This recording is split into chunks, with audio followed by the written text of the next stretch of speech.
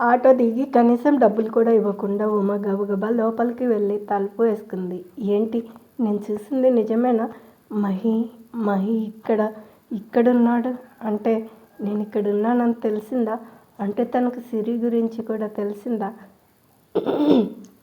అయినా ఎలా తెలుస్తుంది తనకి? అసలు సిరి నా కడుపులో పడిన విషయం కూడా తనకు తెలియదు కదా.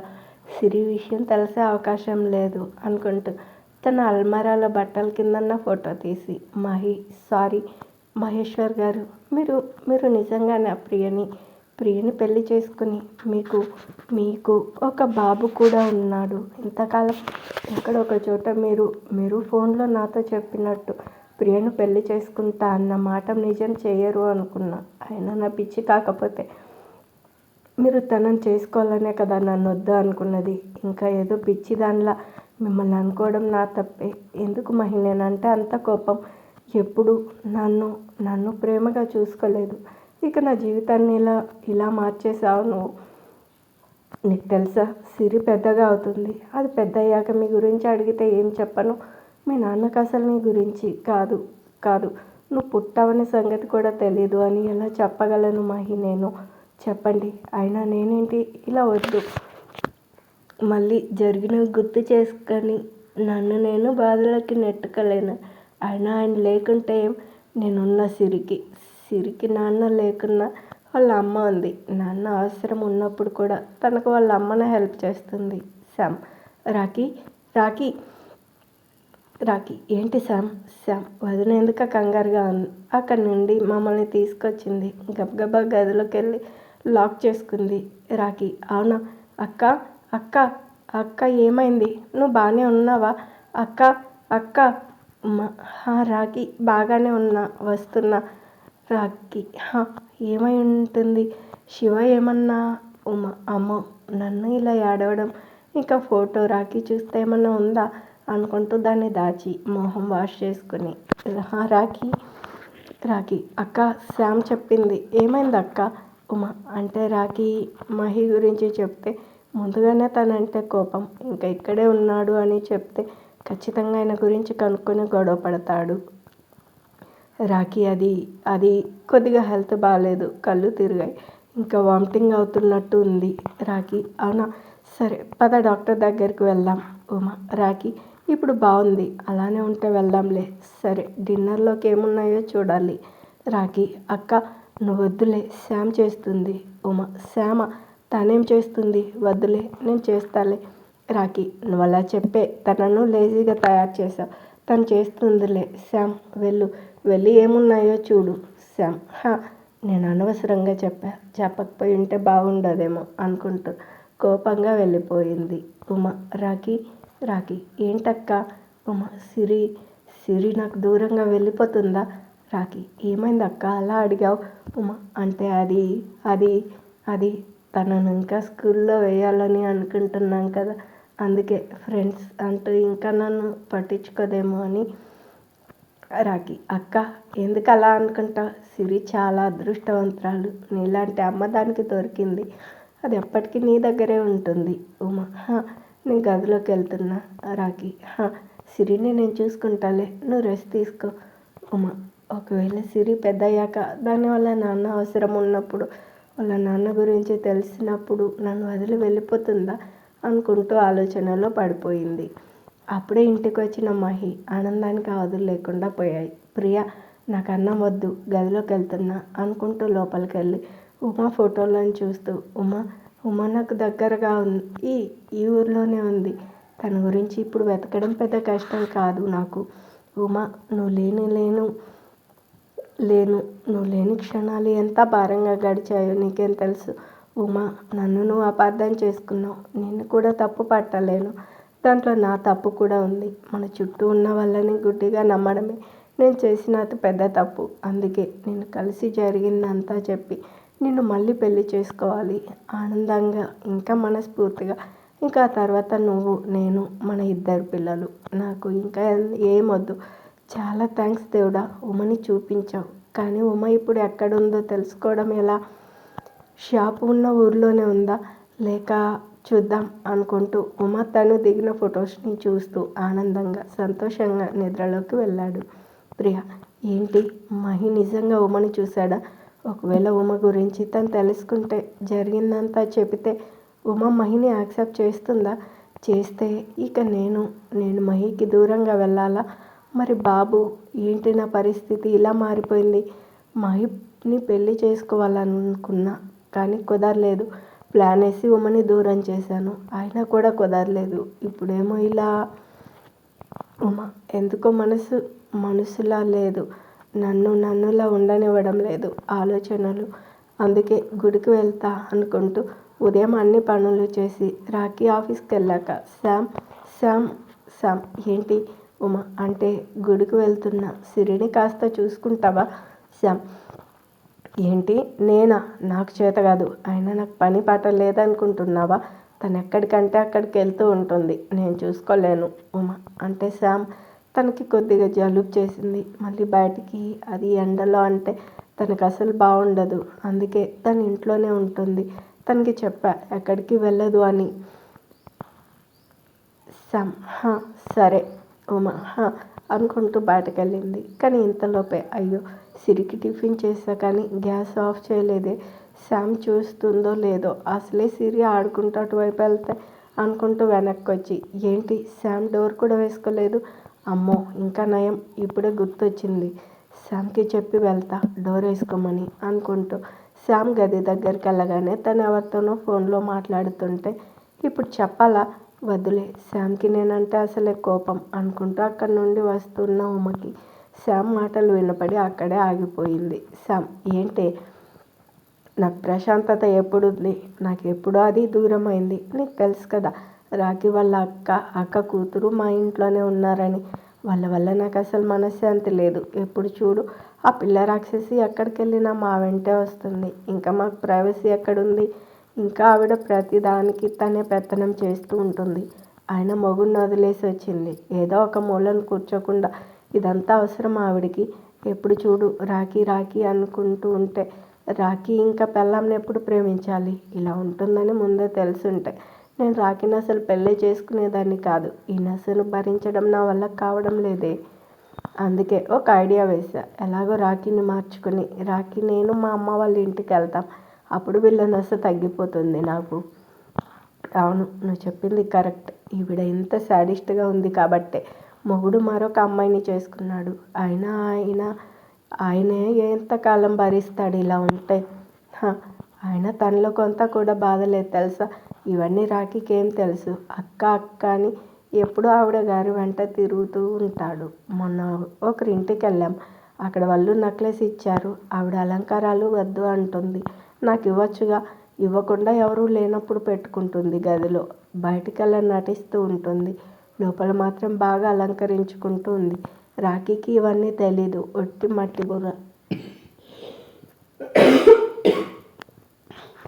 నీకు తెలుసా, ఈవిడతో ఉంటే మేము కూడా తనలాగే తయారవుతాం. ఆవిడలాగే ఏ సంతోషం లేకుండా. ఏం చేయాలి నేను? అయినా పిల్ల రాక్షసిని నాకు అప్పచెప్పి ఆవిడ షికార్కి వెళ్ళింది. నేను చూసుకోవాలి. కండం కనింది కానీ ఆ రాక్షసిని ఎప్పుడూ నాపై వేస్తుంది. నేనేదో దాన్ని కన్నట్టు. సర్లేవి, ఏదో అప్పుడప్పుడు నీకు చేసిన బాధని చెప్పుకుంటూ ఉంటాను. సరే, నేను చూస్తాను ఆ రాక్షసి ఎక్కడుందో, ఏం పని వెలగబెడుతుందో. ఉండు చూస్తా, నీకు తర్వాత చేస్తాలే. ఉమ వచ్చేస్తుంది అనుకుంటూ బయటకు వెళ్ళిపోయింది. శామ్ ఇలా అనుకుంటుందా? రాఖీని వాళ్ళ అమ్మ వాళ్ళ ఇంటికి తీసుకెళ్ళాలనుకుంటుందా? నాకున్న ఒక్క రిలేషన్ రాఖీ, తను కూడా నాకు దూరం అయితే అనుకుంటూ గుడికి వెళ్ళి కూర్చుని ఆలోచిస్తూ ఉంది. మరోపక్క ఉమని ఎలా కనుక్కోవాలి ఎక్కడుందో? ముందు రాఖీ గురించి తెలుసుకోవాలి. ఎలాగో తను జాబ్ చేస్తూ ఉంటాడు కాబట్టి అనుకుంటూ తను కొత్తగా చేరిన కంపెనీలో ఉన్న చరణ్కి చెప్పాడు. సరే సార్, లిస్టు తెస్తాను అని చరణ్ చెప్పడంతో ఉమ ఎక్కడుందో నాకు తెలుస్తుంది. ఎప్పుడెప్పుడు తనని చూస్తానా అనిపిస్తుంది నాకు. తనతో అన్ని విషయాలు చెప్పాలి. నన్ను అపార్థం చేసుకున్నావని తనతో చెప్పాలి. ఈ 3 ఏళ్ళు తనని ఎంత మిస్ అయ్యానో చెప్పాలి తనకి. ఉమా, త్వరలోనే నేను నీ దగ్గరకు వస్తాను. కార్తిక్, ఏంటి తను? నేను ఫోన్ చేసింది కూడా చూడలేదా? కనీసం ఎందుకు ఫోన్ చేశారు అని కూడా అడగలేదు. ఏంటో మరి ప్రోగ్రామ్. కార్తిక్, నువ్వు కాఫీ తాగుతున్నావా? అలా అడిగేసరికి తనకి పొలం మారింది. జాగ్రత్త. ఏంటి కార్తిక్, ఇది ఎప్పటి నుండి? కార్తిక్ అంటే డాడ్ అది రఘురామ్. అది సరే కానీ అది నువ్వు ఉమ ఇంటికి వెళ్తావా? కార్తిక్ ఏంటి డాడ్? రఘురామ్ అంటే ఉమ వాళ్ళ నాన్నగారికి కొన్ని టాబ్లెట్స్ తెప్పించాను, నువ్వు ఇస్తావేమో అని. కార్తిక్ ఓ కానీ నాకు రఘురామ్ నాకు తెలుసు, అందుకే రాఖీకి చెప్తా, తానే వస్తాడు, లేకపోతే మన డ్రైవర్కి ఇస్తే వెళ్ళి ఇస్తాడు. కార్తిక్ ఇదేంటి డాడ్ అలా అన్నారు? డాడ్ మీరు వాళ్ళ నాన్న కోసం తెప్పించారు, మనం ఇస్తే బాగుంటుంది కదా. రఘురామ్ అయితే అవునా, అయితే నువ్వు ఇస్తావా? కార్తిక్ తీసుకెళ్ళి ఇస్తాను. రఘురామ్ సరే ఇవిగో తీసుకో. కార్తిక్ సరే ఇప్పుడే వెళ్తాను.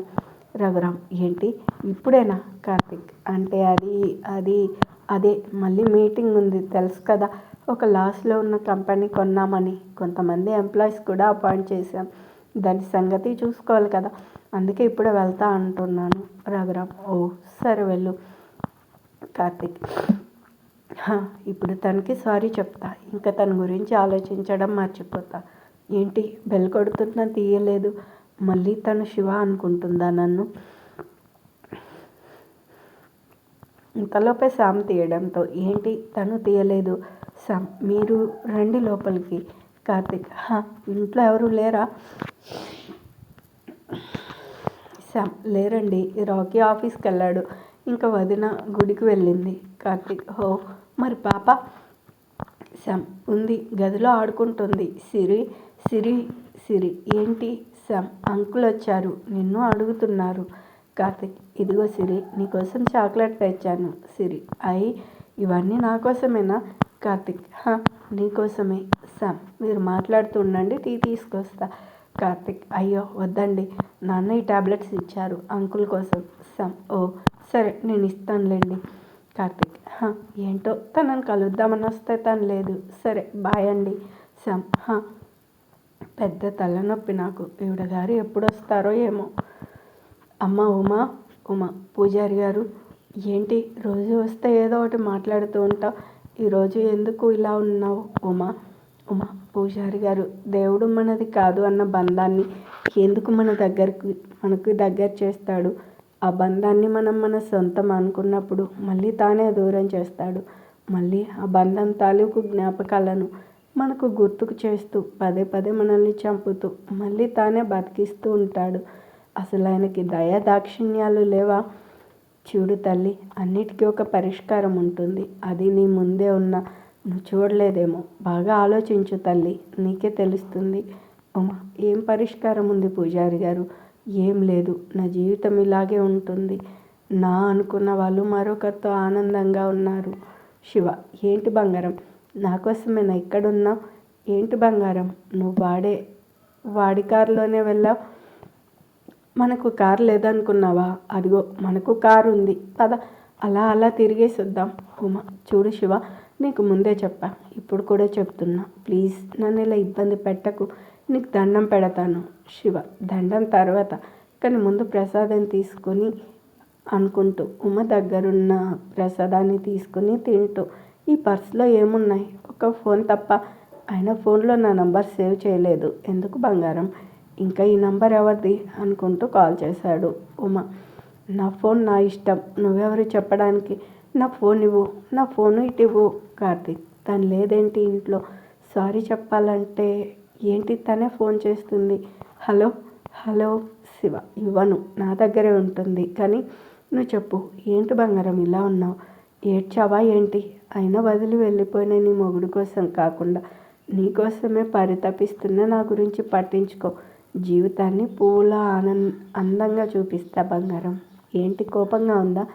నాకు కూడా ఇలాగే ఉంది. నిన్న వాడి కారులో వెళ్ళినప్పుడు చూడు, నేను నిన్ను సాఫ్ట్గా డీల్ చేస్తున్నా అంటే నేను ఇబ్బంది పెట్టకూడదు అని, కానీ నువ్వు దాన్ని నా చేతకానితనం అనుకోకు, అర్థమైందా? నువ్వు నాకు మాత్రమే సొంతం, నువ్వు నా భార్యగా రావాలి, కేవలం ఉమా శివకుమార్గా ఉండాలి అన్నదే నా కళ, అర్థమవుతుందా? కార్తిక్ వీడిని మళ్ళీ తన్ని ఏడిపిస్తున్నాడు. ఉమా సరే నువ్వు చెప్పినట్టుగానే చేస్తా, కానీ నాకు ఒకటి చేసి పెట్టాలి. కార్తిక్ ఏమడుగుతుంది? కొంపదీసి చేసుకుంటుందా? కార్తిక్ ఏమడుగుతుంది? కొంపదీసి చేసుకుంటుందా? శివ ఏం చేయాలి బంగారం చెప్పు. ఉమా మన పెళ్ళయ్యాక సిరి బాధ్యత కూడా నీదే కదా. సిరికి ఖర్చు కూడా బాగానే అవుతుంది. ఇక నా అవసరాలకు కూడా అంటే వాటికి అయ్యే ఖర్చు నువ్వే సంపాదించాలి. శివ అదా ఇప్పుడు నేను సంపాదిస్తున్నా కదా అది సరిపోదా?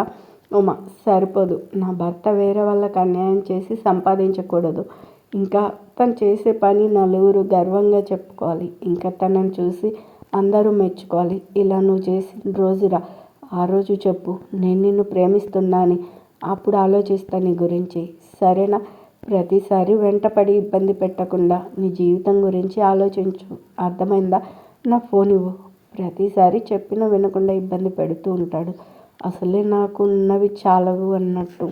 శివ వెళ్ళు వెళ్ళు బంగారం. నాకు తెలుసు నేను చేయలేని పనులే నువ్వు కండిషన్స్గా పెడతావని. చూస్తూ ఉండు.